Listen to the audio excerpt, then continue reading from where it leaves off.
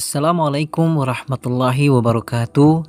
Bayangkan sejenak, dunia ini belum ada manusia, hanya langit, bumi, malaikat, dan makhluk yang gaib seperti jin yang telah lebih dahulu menghuni bumi.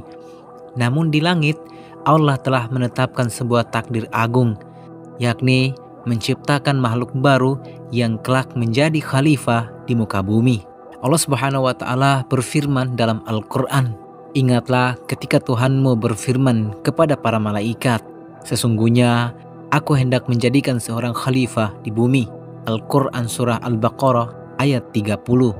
Malaikat bertanya-tanya, bahkan merasa khawatir karena mereka tahu bagaimana jin yang lebih dahulu menghuni bumi justru menumpahkan darah dan membuat kerusakan. Namun Allah menjawab dengan kalimat yang agung. Allah Subhanahu wa Ta'ala berfirman, "Sesungguhnya aku mengetahui apa yang tidak kamu ketahui." Al-Quran Surah Al-Baqarah ayat 30.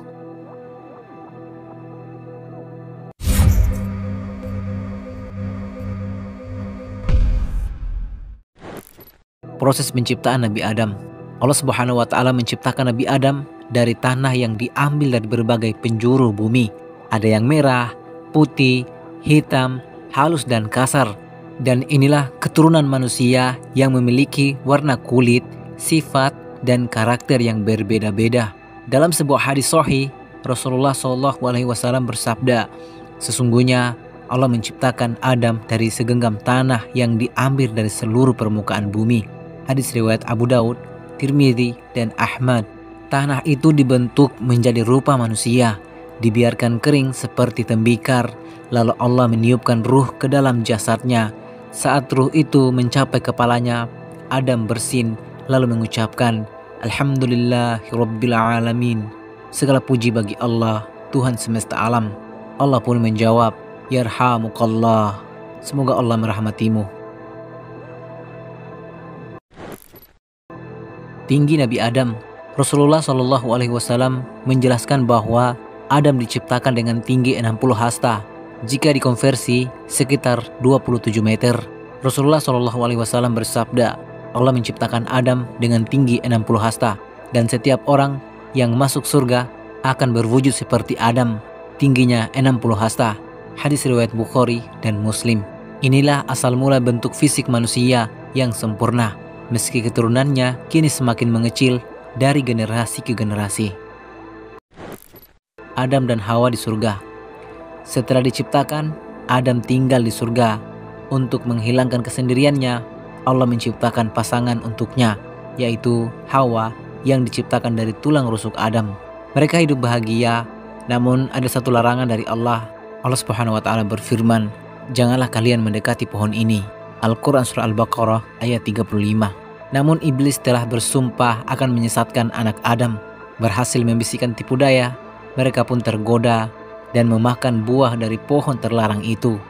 Akibatnya Allah menurunkan Adam dan Hawa ke bumi, namun bukan sebagai bentuk kemurkaan, melainkan sebagai bagian dari takdir dan misi besar mereka sebagai khalifah. Kehidupan Nabi Adam di bumi. Di bumi, Adam mulai menjalankan tugasnya, yaitu mengajarkan anak-anaknya tentang tauhid, ibadah, dan pengelolaan bumi.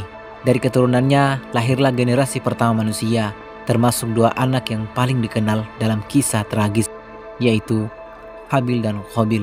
Pertumpahan darah pertama di muka bumi terjadi ketika Qabil membunuh Habil karena rasa iri. Kisah ini diabadikan dalam Al-Quran. Allah Subhanahu wa Ta'ala berfirman, "Maka hawa nafsu Qabil mendorongnya untuk membunuh saudaranya, lalu dibunuhnyalah Habil, maka jadilah ia termasuk orang-orang yang merugi." Al-Quran Surah Al-Ma'idah ayat 30. Peristiwa ini menjadi pengingat bahwa dosa besar pertama di bumi adalah pembunuhan, sesuatu yang hingga kini menjadi sumber kerusakan terbesar umat manusia. Wafatnya Nabi Adam.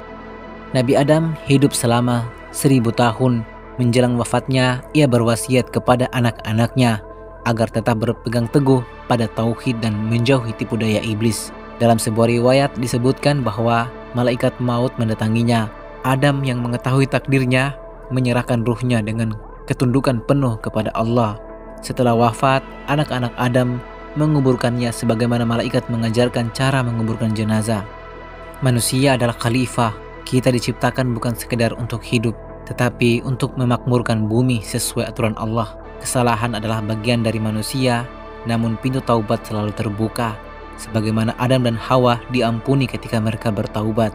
Kehidupan di dunia adalah ujian. Setiap keturunan Adam akan diuji dengan godaan iblis yang sama, hanya bentuknya yang berbeda. Ketinggian akhlak lebih utama daripada fisik. Meski tinggi badan manusia semakin pendek dari generasi ke generasi, yang paling mulia di sisi Allah adalah ketakwaannya. Apakah kamu pernah membayangkan jika kita bisa melihat sosok Adam yang tingginya hampir 30 meter dengan tubuh yang sempurna dan cahaya yang memancar? Namun yang terpenting bukanlah rupa atau tinggi fisiknya, melainkan warisan tauhid yang beliau tinggalkan untuk seluruh anak cucunya. Dan hingga kini kita semua adalah keturunan Adam. Maka setiap kali kita tersesat, ingatlah doa taubat Nabi Adam, diabadikan Allah dalam Al-Quran. Ya Allah, Tuhan kami telah menzolimi diri kami sendiri, dan jika Engkau tidak mengampuni kami dan memberi rahmat kepada kami, niscaya pastilah kami termasuk orang-orang yang merugi. Al-Quran Surah Al-A'raf ayat 23. Jika menurutmu video ini bermanfaat bagimu, jangan lupa like, komen, share, dan subscribe ke channel Ars Waktu agar kamu tidak ketinggalan video-video selanjutnya. Wassalamualaikum warahmatullahi wabarakatuh.